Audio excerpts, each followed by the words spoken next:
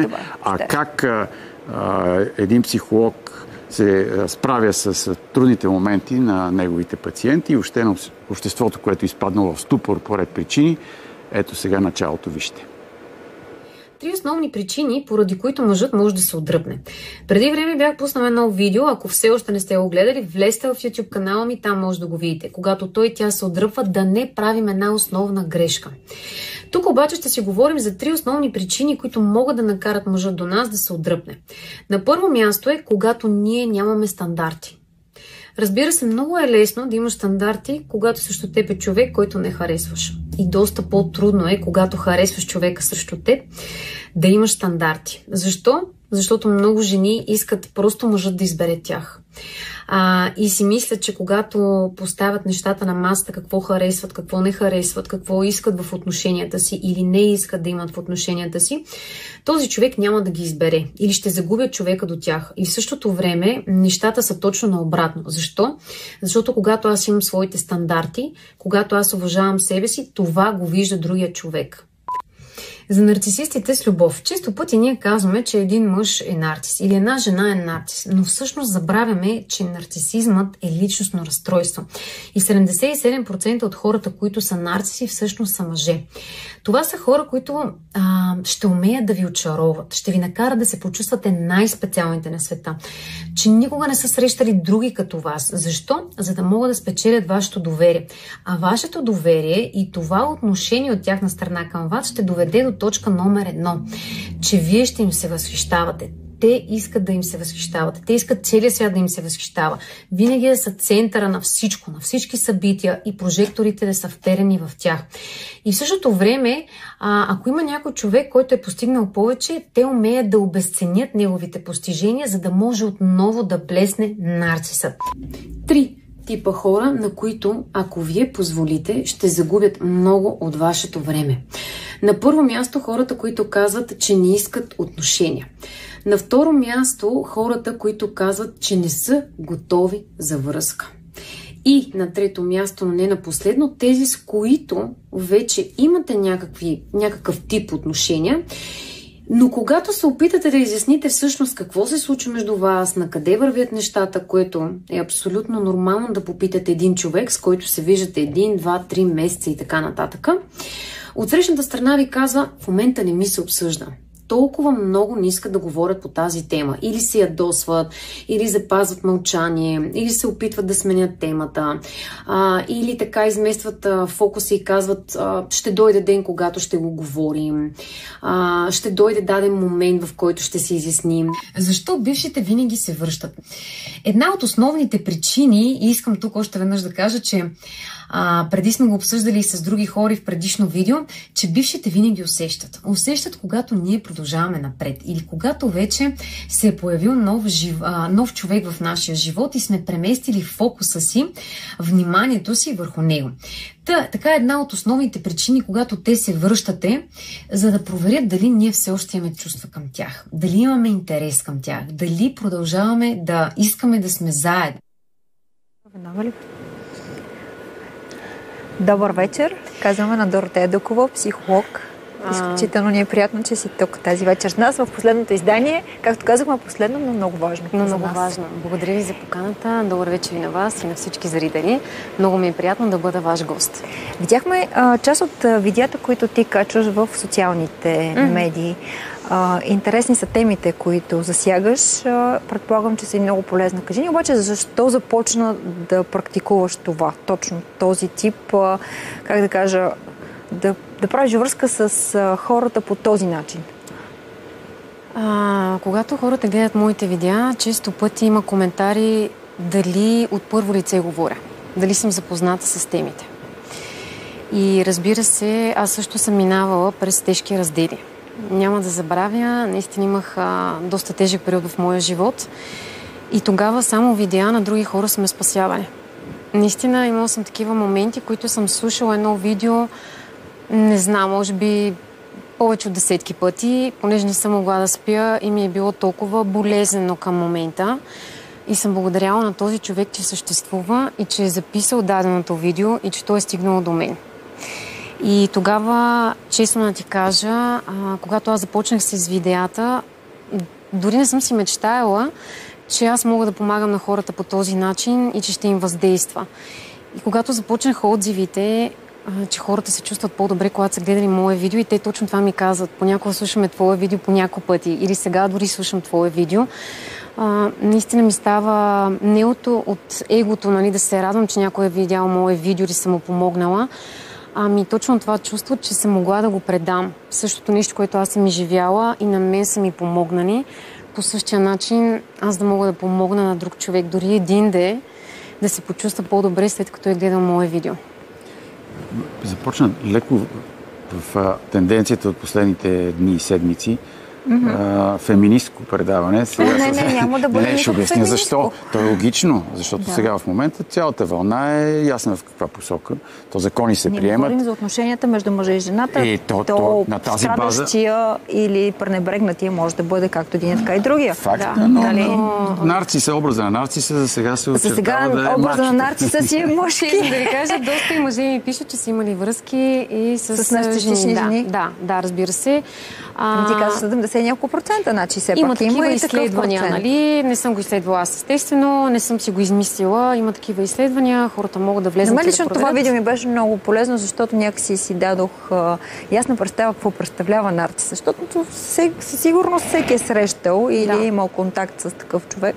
Просто не сме го анализирали, не сме го определили като такъв. И ти си леко нарцистичен, не дай да махаш. Честно казано, всички имаме в основата си, нали, по някакъв начин, поне една или две черти от това нещо, зависимост до каква степен ги развиваме и в зависимост къде ги вкараме в нашето отношение и защо в нашия живот. И разбира се, докъде слагаме границата. Значи тъмна и светла страна имаме всички. Въпросът е коя е страната, която показваме в обществото и на близките си. Предимно и най-вече и ужасяващо настоятелно се проявява тъмната страна на мъжкия характер най-вече в България, защото то стана не епидемия, пандемия.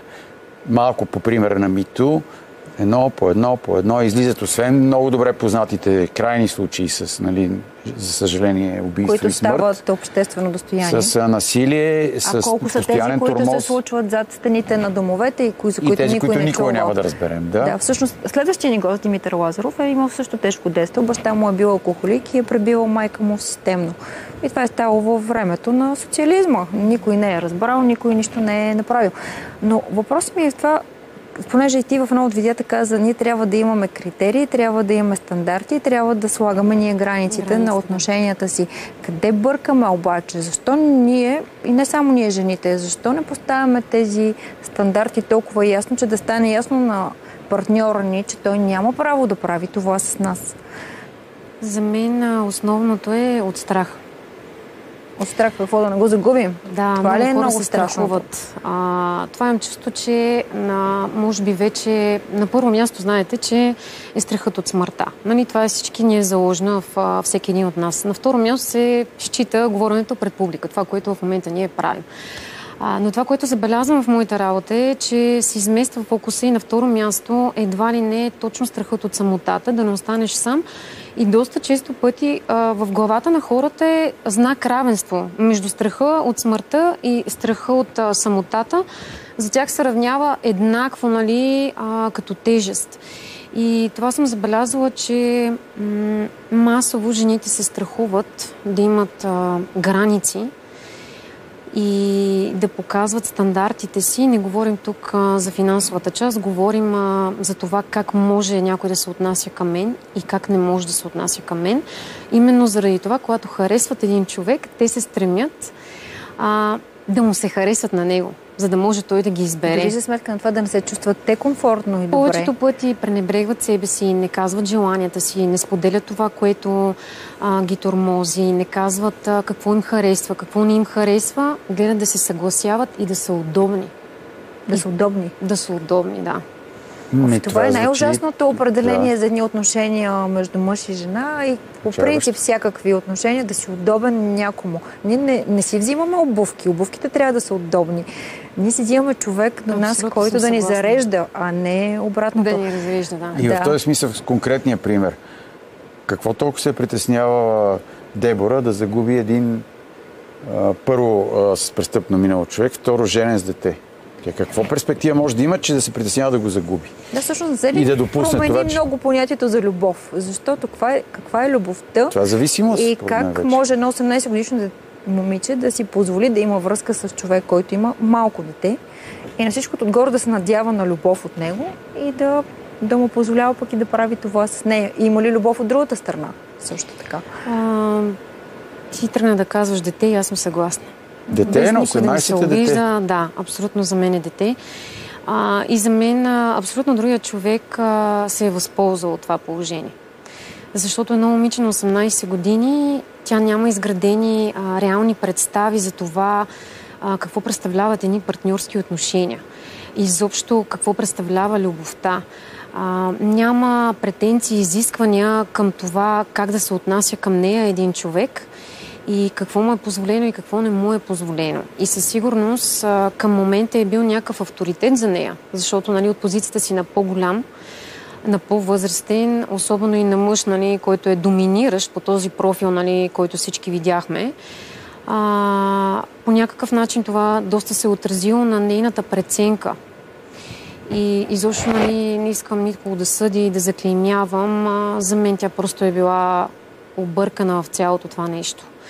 И нямам идея как човек е изкарал нещата. Объркан или не объркан? Може ли се говори за любов в такава ситуация? Категорично не. Може ли човек да реже на живо човека, с който има каквито да било отношения, дори само сексуални са, да няма емоция в тях? Категорично казвам не. Това е и моето мнение като професионалист, и моето мнение като човек, като жена. Дори без да съм изследвала портрета на самия човек, бих казала, че възоснова на това деяние съм склонна да вярвам, че той изобщо не знае какво е любов и това чувство му е доста непознато. Самия факт, че пък си е позволила, имайки жена и малко дете, да си поддържа друга връзка. И то най-вероятно въобще не е била тайна. Била само една тази връзка. Да, и ние не знаем изобщо каква грижа е полагал за това дете и как се отнасям към тази жена. Лошото е, че се очертават много такъв тип взаимоотношения и такъв образ на съвременния млад българин в една категория. Там онези татуираните, натренираните, с джихадистските бради. Което няма нищо лошо от тази визия, ако не е подплатена с такава същност, смисъл. Те върват ръка за ръка. Не трябва да определяш. Имаме ли в нашия кръг поне един приятел с цялото тяло с татуировки, напомпан химически и с такава брада? Имаме ли? Нямаме. Добре, край. Нищо не ми отговаря повече. Имаме ли? Критерии ли сме ние за това? Не, аз за себе си съм си критерий. Добре, окей. А не за обществото. Това за мен е някаква характеристика, отвъд която не минавам. Връщаме нещата обаче към работата ти с хората в социалните мрежи. Говорихме си преди да влезем в ефир, че всъщност социалните мрежи са едно от нещата, които ужасно много вредят на младите хора и не само на тях в ежедневието. От друга страна пък имат и нещо полезно, защото по този начин ти много бързо можеш да стигнеш до хора, които дори не знаеш, че имат този проблем. Просто гледайки видеята ти, всеки се открива някъде и черпи от нужното за него. Но факт е, че от друга страна пък те ни създават един такъв сапунен мехур, който моите хора се чудят къде е реалността. Даже според мен те я губят. И им създава едни илюзорни и много високи очаквания от живота, които след това пък следва една депресивност. Търсят ли те хора в тази посока, млади момичета и момчета? Съгласна съм абсолютно с това, което каза и точно преди да влезем в ефир си оговорихме тази тема, че... Ето за това в гримьорната не трябва никой да... Много си ни хубаво гримьорната. Честно казвам, даже много така хубави разговори се завързват. Те трябва да са в ефир. И предразполагате определено. Определено в момента младите хора и тинейджерите са натоварени с много изисквания и очаквания. И най-вече очаквания, които те обръщат към себе си и към това какъв живот искат да имат. И в същото време дори не могат да осъзнаят къде е истината за тях. Гледайки социалните мрежи, хайде няма да назовавам, всички ги знаем, всички имаме профили, започват да сравняват своя живот и да си изграждат едни лъжовни кумири. Хора, които показват в повечето случаи неща, които не са реални. хора, които рекламират неща, които в повечето случаи също не вършат и кой знае каква работа. И изобщо те губят връзката с реалността и често пъти спадат в депресивни състояния, защото към момента не се считат, нали, на това ниво или че не могат да си позволят да има такава кола или такава чанта или обувки или да отидат на някаква мечтана дестинация, която е преекспонирана в социалните мрежи, защото всички знаем, че където и да сме били, да, много е красиво, но когато снимките са обработени, изглежда още по-красиво, нали? А всъщност един момент се изживява посредством това кой е до теб и какво е емоционалното ти състояние и по този начин го свързваш с самото място и не толкова с това да си правиш снимки. От мястото. Да, за социалните мрежи. Добре, но в материалния свят, в който живеем, всъщност как се отразява той на партньорските отношения? Съществува ли любовта като понятие или пак трябва да сме удобни и да ни е удобен човек, да ни осигурява? Какво е твоето наблюдение? Защото със сигурност работиш с достатъчно млади хора, пък и ти си самата си млад човек, който... Благодаря ти за въпроса. Понякога, знаеш, какво съм забелязала в моята работа и защо какво се случва. Много често хората казват, аз не искам да се женя. Нали, след брака всичко се променя. Едва ли не, то ни е хубаво, защо да го разваляме? Много хора имат такова мислене. Други казват, един подпис нищо не променя. Нали, например, аз моя съпруг, когато подписахме, не усетихме никаква разлика. Изобщо. Нямаше промяна за нас. Вече с детето, тогава нещата... Тогава нещата вече определено се променят, нали? Да. Но какво се случва? Ние имаме един живот, когато сме двойка. Доста по-лесно е. И когато сме копирали семейния модел, всички имаме един семейен модел в главата, който работи за нас. Тоест, горе-долу ние правим един копи-пейст.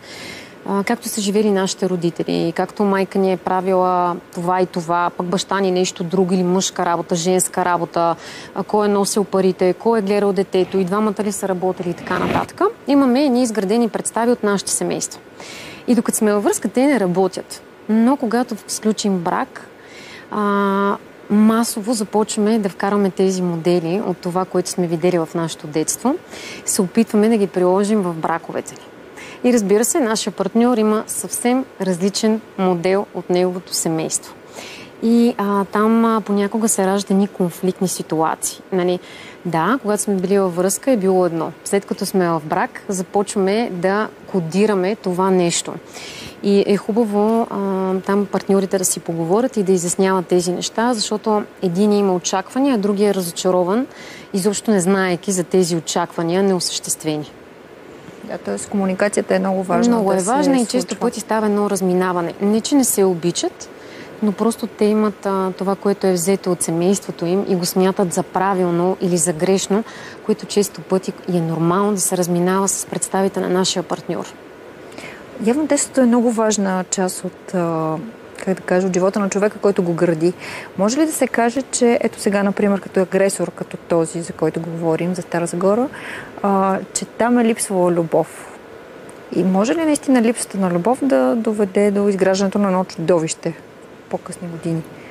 Често пъти точно тези насилници с такъв портрет, който ти самата спомена. Идват от семейства, в които е имало тежки случаи, като на следващия гост, с домашно насилие. Това се е виждало от тях. Може дори да е било насочено и към самите насилници и след време те просто повтарят това нещо. Автоматично избират да се държат по този начин, за съжаление. В същото време има и хора, които взимат решение за тях, че това повече никога няма да им се случи и те ще изградят здрави семейства с балансирани и хармонични отношения. И тук е въпроса пак на избор. На избора, точно тъмната или светлата страна. И когато някой каже, аз съм от такова семейство и е нормално да съм такъв, нали, да съм алкохолик, да съм побойник, да съм агресор, престъпник. Не. Това е личен избор. Мислим съвсем различна посока на въпроса си. Ами, можеш да завиеш. Защо и в България, от практиката, която имаме с гостувания тук, но и от филмите, които гледаме, американски най-вече, 95% от психолозите в света са жени. Честно ти кажа... И факт ли е? Горе-долу правилни ли са ми наблюденията? Правилни сте наблюденията. Все по-често и дори мои клиентки ми пишат, нали, че са вдъхновени, че записват да учат психология. Мои много познати, за които се радвам, разбира се. Има голямо търсене. Като професия, знаеш, ние жените много повече, може би, се интересуваме от вътрешния свят и от това, което се случва с нас и обичаме да анализираме. Мъжете, вие сте по-рационални, ние сме така по-нежната половинка и по-емоционални, разбира се. И се интересуваме от чувствата си. И в стремежа си да си обясним това, което се случва в нас самите, често пъти сме интригувани от тази професия и търсиме отговори. А психологията дава доста отговори. Мъжете доверяват ли се на психолога жена? Мен са ме учили в моите обучения, че може би те ще се доверяват повече на други мъже. Но в практиката ми това се опроверга. Аз имам много клиенти, които са мъже и ми се доверяват изцяло, за което съм благодарна. А за какво да търсят най-често мъжете? Защото да не е само феминистко, хайде да видим мъжката гледна точка. Ние съществуваме в някаква и вие съществувате. Говоря извън тези, които бият реално, и засиват и застрелват. Интересно ми какви са нещата, които тя ги вълнуват. Честно да ви кажа, същите каквито и нас. Така ли? Да, отново трудни взаимоотношения или трудности при изграждане на връзки или наранени чувства след тежки раздели. Изобщо ние не сме чак толкова различни, колкото всъщност си мислим. Да, ние си мислим, че сме два различни свята, това е факт. Да, но мъжете също са доста емоционални.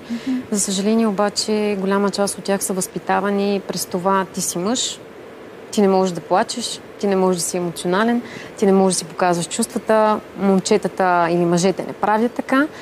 И в същото време това доста блокира и ги затваря и това пречи вече в по-напреднал етап. Аз само за финал един зрител, защото много в тази посока тръгнаха да коментират и анализират случая в Стара Загора, но да добавим и нашата позиция, защото Иван е написал: след време, като се изясни в кавички случая в Стара Загора, тогава много хора ще се окажат, че не са били прави. То май лека по лека започва да се затваря кръга сутеньор Жрица. Тя изведнъж отказа да работи в кавички и проблема е на лице.